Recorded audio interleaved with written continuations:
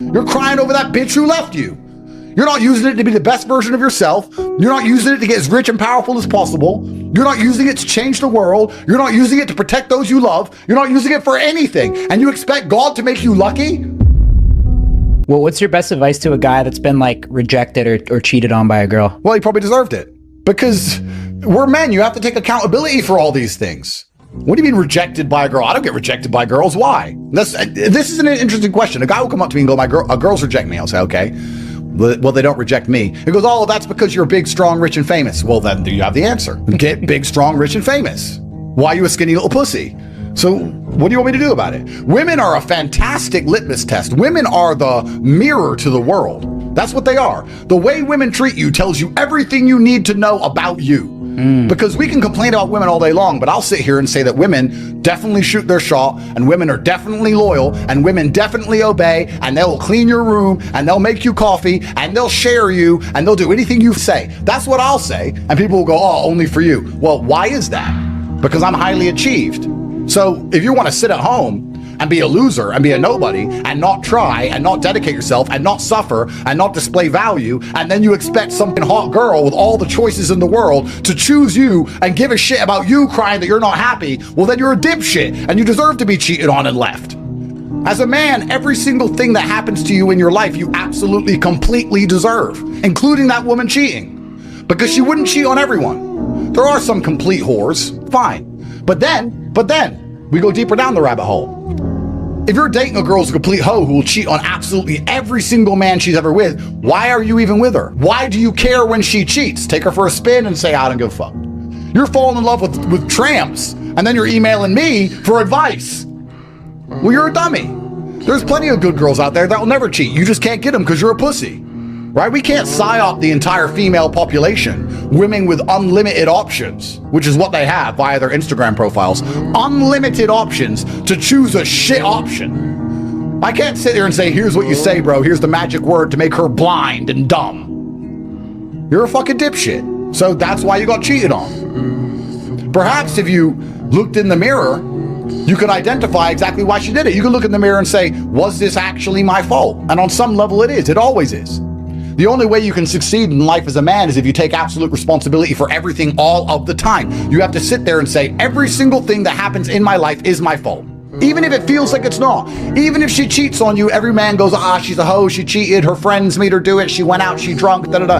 Well, why is she hanging out with those friends? Why didn't you stop it? Because you told her not to hang out with them, she didn't respect you enough. So why doesn't she respect you enough? Your fault. Your fault. Why are you falling in love with a girl who doesn't obey you? Because you have no other options. Whose fault's that? Yours. Simple. You're choosing bad apples because you ain't got any good one. And then she cheats and just give him no sympathy. Welcome to the real world, motherfucker. I told you. But the amount of times I get asked about girls by dudes who don't deserve pussy is ridiculous. You're asking me about girls and you're worried about girl cheating. Bro, you're poor. You are broke and you are weak. What the fuck are you talking about girls for? You have bigger concerns to address.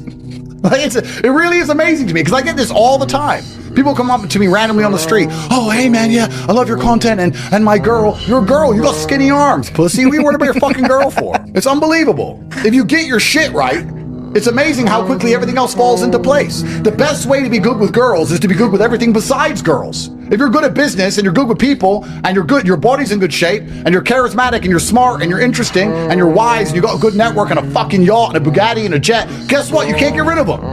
You can't get rid of them. That's what happens if you get your shit right. But of course, if you're going to sit there and only focus on the girls with none of the other stuff, DMing them all day, what do I DM a girl to make her reply? You got 42 followers. But this obsession with girls, bro, girls are a mirror. Girls will tell you everything you need to know about who you are, and you need to start listening to what you need to listen to the feedback. Listen to the feedback and improve yourself. You can't blame women for trying to get the best they can get.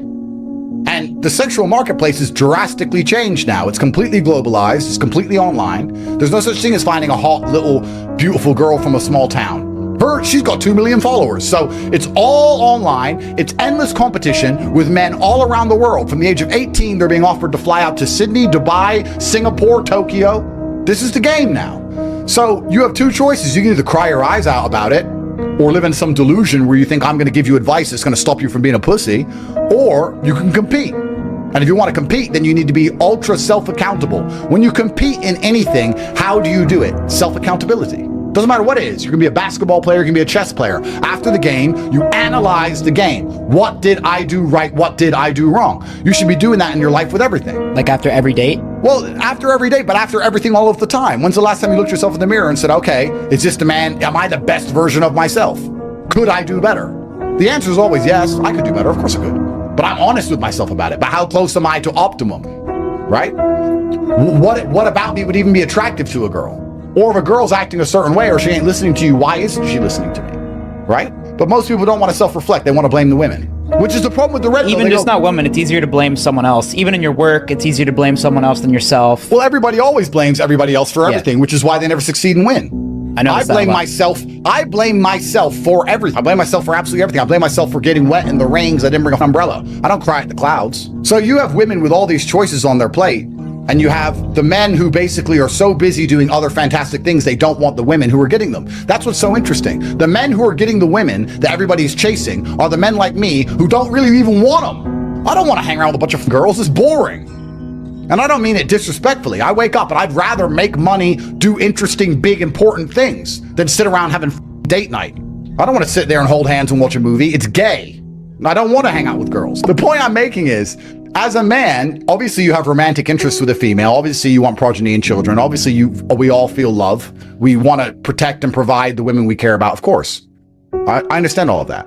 But if you're a man who's truly busy in your empire building, you don't want to sit around with girls all day. You don't want to hang out with girls as your best friend. Your girlfriend doesn't need to be your best friend. She's your girlfriend. It's a very different category.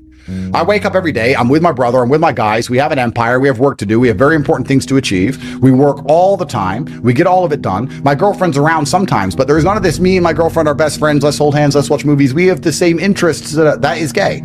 But straight men, we're too busy making enough money to have a third yacht. And then before you know it, all of the gay men who are chasing the real actual hot girls and getting ignored, those hot girls end up on our yachts. We're not chasing them. We're not hanging out with them as friends. We don't care. How do you do this? How does this happen? Yeah, it takes hard work. It also takes a degree of luck. Where does the luck come from? It comes from God. Who does God favor? What makes God like you? God likes you when you try. There's nothing that's going to piss God off more than wasting what he gives you. If you give someone a Ferrari and they look after it perfectly, you're happy. If you give someone a Ferrari and see it the next day, it's got cigarette butts, it's treated like shit. Would you be happy you gave him a Ferrari? God gave you a consciousness. He gave you a body. He gave you a mind, and you're not even using it. God only has so much luck to give out. Wouldn't he give it to his soldiers who dedicate themselves and try? Wouldn't he think, you know what, that takes? He's been through something, and he will not quit, and he will not stop, and he's never said he doesn't deserve it. He's never moaned. He's never felt sorry for himself. He's never complained. He got up every day and worked. Let's give him some luck. What about this guy? Always crying, always has a problem, always feels sorry for himself, always needs motivation, never gets anything done, everything's everyone else's fault. Does he deserve any of the luck I have in my pocket?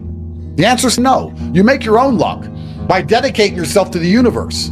I said this before. I said it in a rain dancing term. Rain dancing. I said if you need it to rain and your life depends on it, you should do a rain dance. Now, do rain dances make clouds come? No. But perhaps, by some strange twist of fate, far in the distance, another tribe will see you rain dancing and realize you need water. And they'll think, he needs water, and we need something he has. And they'll bring you water. If you didn't rain dance and just sat there waiting for it to rain, the water would have never come. There's no such thing as working too hard. You'd be amazed how if you just do work, how amazing things happen. Because I will tell you, as a man who was poor, and I mean filthy poor, complete broke, 15 years ago, now, me as a successful man, when I see the average man not trying, I feel distaste. And I remember being broke. I was broke not too long ago. You deserve exactly what you're getting, because I'd rather live this way than live like you people. There's a beautiful poem. It's an Arabic poem, and I don't know it word for word. And I can't even quote who made it. I think it was a warlord or a king, but he said, "Stress is mine, happiness is yours. Pain is mine, joy is yours, but you are mine." And that's the masculine essence in the first place. That's the reason. I mean, look at Christmas Day. Dad gets the worst presents. He gives the present. That's what men are supposed to do. And that's why we work all year long. And he's like, I suffer, and you get the good side of my suffering, but you're mine.